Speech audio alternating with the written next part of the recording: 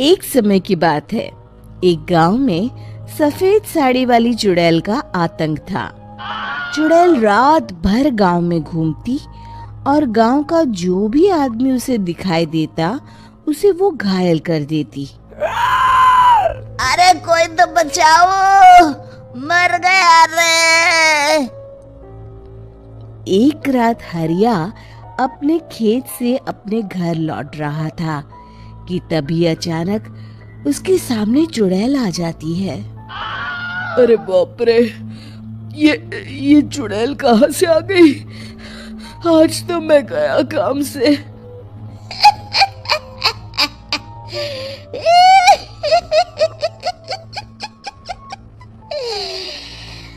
आज मुझे मेरा शिकार मिल गया।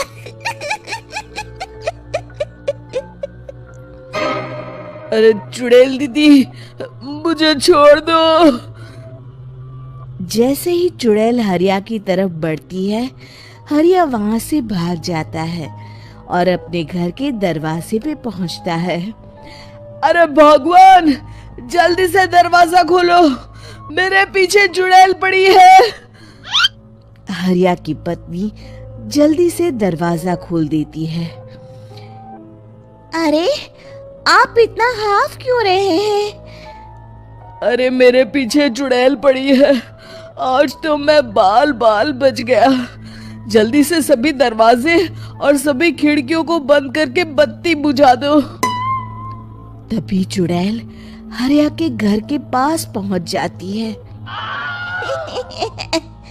अरे वो आदमी कहाँ गायब हो गया?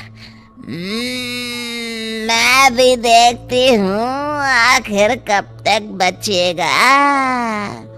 मैं अपने शिकार को इतनी आसानी से नहीं छोड़ती। इतना कहकर चुड़ैल वहां से चली जाती है। वहीं दूसरी तरफ हरिया और उसकी पत्नी दोनों अपने घर की खिड़की से ये सब देख रहे होते हैं। अरे बाप रे, ये तो बड़ी डरावनी चुड़ैल थी।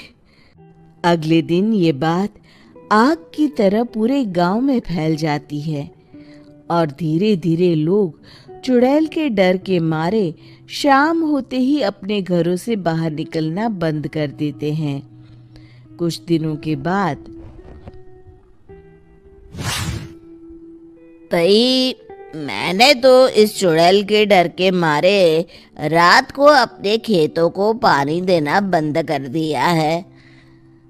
कहीं मेरी फसल सूख गई तो मैं तो कहीं का नहीं रहूंगा। साहूकार का कर्जा कैसे चुकाऊंगा? अरे भाई, पूरे गांव वालों का यही हाल है। पता नहीं ये चुड़ैल हमारे गांव में कहाँ से आ गई। फिर एक दिन गांव के पास वाली नदी के किनारे एक बहुत बड़े तांत्रिक के आने की बात कुछ गांव वालों को पता चलती है। वो लोग जाके ये बात गांव के मुखिया को बताते हैं। मुखिया जी, नदी के किनारे एक बहुत ही पहुंचे हुए तांत्रिक बाबा आए हैं। हमें उनसे मदद मांगनी चाहिए। मैंने सुना है वो बड़े बड़े भूतों और चुड़ैलों को अपने वश में कर लेते हैं। मुखिया जी सभी गांव वालों को लेकर उस तांत्रिक के पास पहुंच जाते हैं। ओम फट स्वाहा, ओम फट स्वाहा। तभी तांत्रिक अपनी बंद आंखों को खोलकर कहता है, क्या बात है? तुम सब लोग यहाँ क्यों आए हो? मुखिया जी उस तांत्रिक को सारी बात बता देते हैं। अच्छा, तो ये बात है।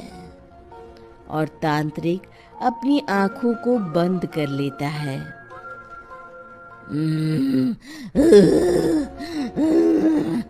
मैं देख रहा हूँ तुम्हारे पूर्वजों ने बहुत पाप किए थे, जिससे ये गांव अब श्रापित हो चुका है। उसी के फल स्वरूप तुम्हारे गांव में चुड़ैल आई है। ये चुड़ैल बहुत खतरनाक है, ये किसी को नहीं छोड़ेगी। हे भगवान, मर गए रे, अब क्या होगा? तभी गांव के मुखिया जी कहते हैं, बाबा, इस चुड़ैल से हम सबको बचा लीजिए, कोई तो उपाय होगा। इसका सिर्फ एक ही उपाय है, सभी गांव वालों को बारी बारी हर दिन अपनी आधी फसल उस पहाड़ी के ऊपर बनी काली गुफा में छोड़ के आनी होगी। तभी उस चुड़ैल की भूख मिटेगी और श्राप का प्रभाव खत्म हो जाएगा और तुम सब जिंदा बच जाओगे। सभी गांव वाले उस तांत्रिक की बात को मान लेते हैं और वहां से चले जाते हैं। फिर अगले दिन से रोज उस गांव के लोग बारी बारी से अपनी आधी फसल उस काली गुफा के पास जाकर रखाते। कुछ दिनों बाद हरिया की बारी आती है। बाप रे, आज तो मेरी बारी है उस काली गुफा में जाने की। क्या करूं, वो तो बड़ी खतरनाक चुड़ैल है। मेरे तो हाथ पैर कांप रहे हैं। फिर हरिया डरते डरते अनाज की बोरियां अपनी बैलगाड़ी में लाद देता है। तभी हरिया की पत्नी उससे कहती है, देखो जी, संभल के जाना और किसी भी हालत में शाम होने से पहले वापस आ जाना। उस चुड़ैल का कोई भरोसा नहीं है जी। हरिया बैलगाड़ी में बैठते हुए कहता है, भगवान, मैं क्या वापस आऊंगा? लगता है अब तो मेरी खबर ही आएगी। इतना कहकर हरिया वहां से चला जाता है। रास्ते में जंगल से गुजरते हुए हरिया की बैलगाड़ी का एक चक्का बड़े गड्ढे में फंस जाता है। हे भगवान, अब ये क्या मुसीबत है? हरिया नीचे उतर के पूरी ताकत से अपनी बैलगाड़ी को गड्ढे से निकालने की कोशिश करता है।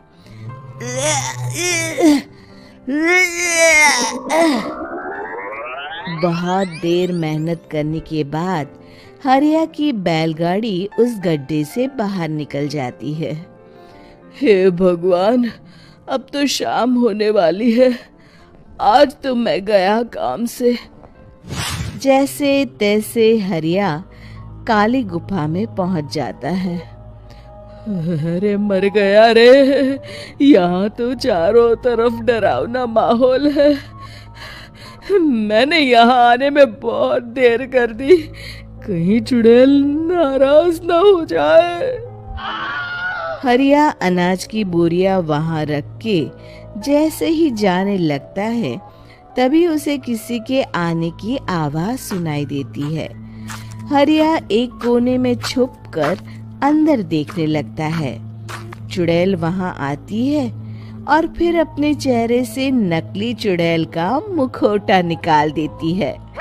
हरिया ये देख के हक्का बक्का रह जाता है। तभी चुड़ैल कहती है, भैया यहाँ आना, आज तो बहुत अनाज आया है। इसे मिलाकर अब हमारे पास ढेर सारा अनाज जमा हो गया है। कल ही हम इसे शहर में बेच आएंगे और माला माल हो जाएंगे।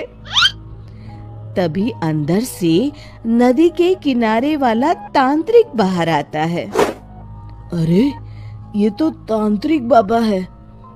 हाँ, अब तो हम दोनों की जिंदगी मजे में कटेगी। गांव वालों को बेवकूफ बनाना इतना भी मुश्किल नहीं था। लोग तो तुम्हें सच में असली चुड़ैल समझते हैं। हाँ, तुमने सही कहा। अब ये गांव वाले चुड़ैल के डर से जिंदगी भर इस काली गुफा में अनाज पहुंचाते रहेंगे। अच्छा, तो ये बात है। ये दोनों पूरे गांव वालों को बेवकूफ बना रहे हैं। अभी जाकर सबको बताता हूँ।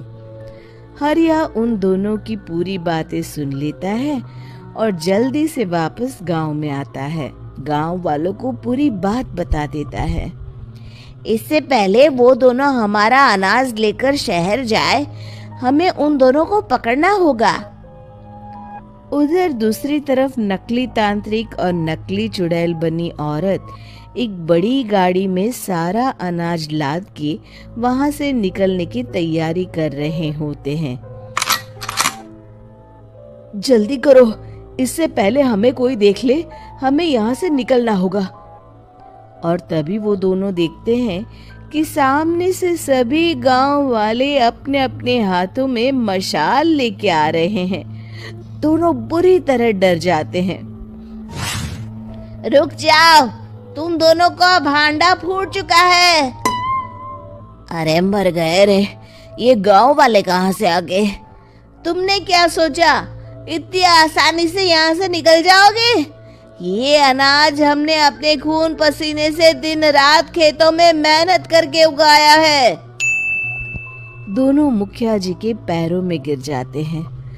हमें माफ कर दीजिए, हम दोनों एक नंबर के काम चोर हैं। बिना मेहनत किए पैसे कमाना चाहते थे। हाँ, अब हम आगे से मेहनत मजदूरी करके पैसे कमाएंगे। हमें कुछ मत करना, हमें छोड़ दीजिए। इतना कह के दोनों गांव छोड़ के भाग जाते हैं और सभी गांव वाले फिर से खुशी खुशी रहने लगते हैं।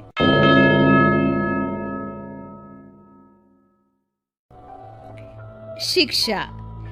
तभी तो कहते हैं कि किसी भी समस्या का समाधान केवल सूझबूझ से ही करना चाहिए और कभी हिम्मत नहीं हारनी चाहिए।